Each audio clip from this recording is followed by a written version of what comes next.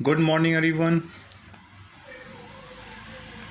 In chapter 3, Human Development, in this session, we will discuss about the indicators of social empowerment. Development is freedom. Freedom from hunger, freedom from poverty, servitude, bondage, ignorance, illiteracy, and any other form of domination.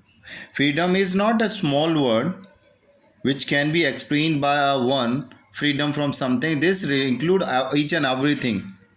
This freedom is related to all the social evils which are faced by human being. Freedom in real sense of the term is possible only empowerment and participation of people in exercise of capabilities and choices in the society. And this freedom, especially to the women's disempowerment, are illiteracy, freedom from illiteracy, freedom from social isolation, from caste system dependency on money lender, freedom from lack of articulation, freedom from the lack of opportunities, non-participation in decision making, wife beating, freedom from the lack of information, freedom from patriarchal system of the society. And this call for the empowerment is especially for the women in our social side. And the fundamentals of freedom are access to knowledge about the society and environment. The beginning of access to knowledge and freedom is the literacy. Literacy means the knowledge of 3 R's. Literacy in India have been 74.04% according to 2011 census, in which female literacy is far below than the this national literacy, that is 65.46. It means the female are less educated and less literate as compared to their male counterpart. When it's come to the social empowerment, which mean equal status, participation and power of decision making at the household level and at the community level, social empowerment of women enable a lady to participate in decision making process in democratic institution. Social empowerment refers to enhance the status of family, status of female in the family, in community, and also give choice to participate in decision making, access to literacy skills, and access to government offices, freedom to travel, group identity, and increase awareness among the female.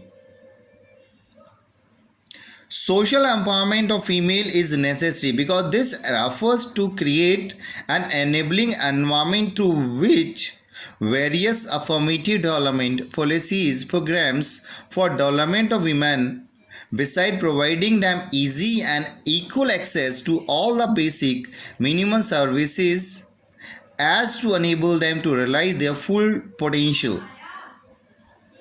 When we see the literacy of our country, we will find that there are huge variation between the male and female literacy. The national literacy of our country is just 74.0%, 4%.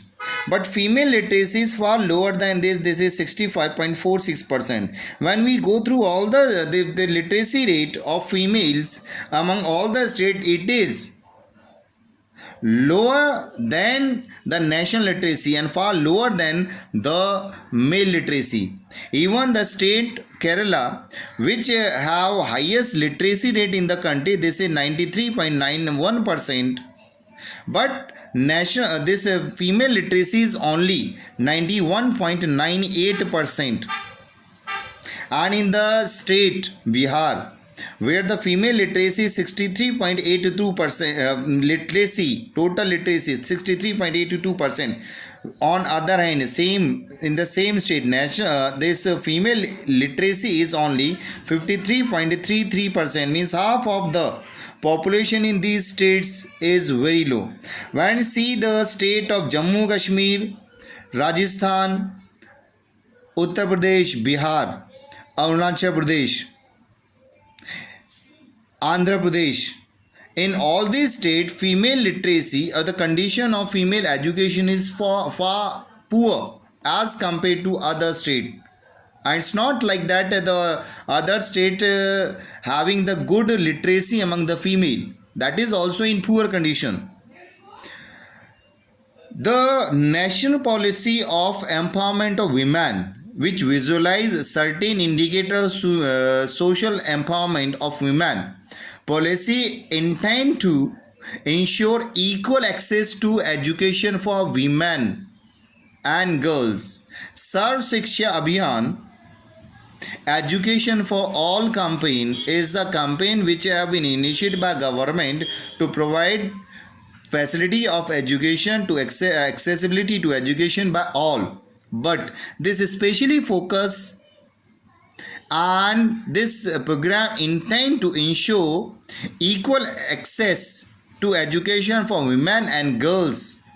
Special measures have been taken to eliminate this discrimination, universalization of education, eradicate illiteracy in the country, and to create a gender sensitive education system and to reduce this gap of male literacy between female with their male counterpart. By increasing enrollment and retention rate of girls and improve the quality of education to facilitate lifelong learning as well as development of occupation, vocational, technical skills by all the people. And this there have been special provisions have been given to provide accessibility and development in all these fields for the female counterpart.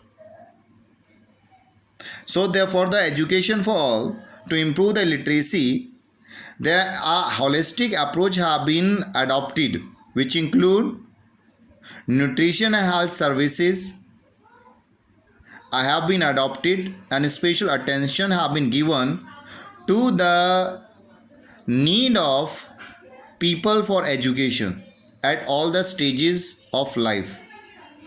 Thank you.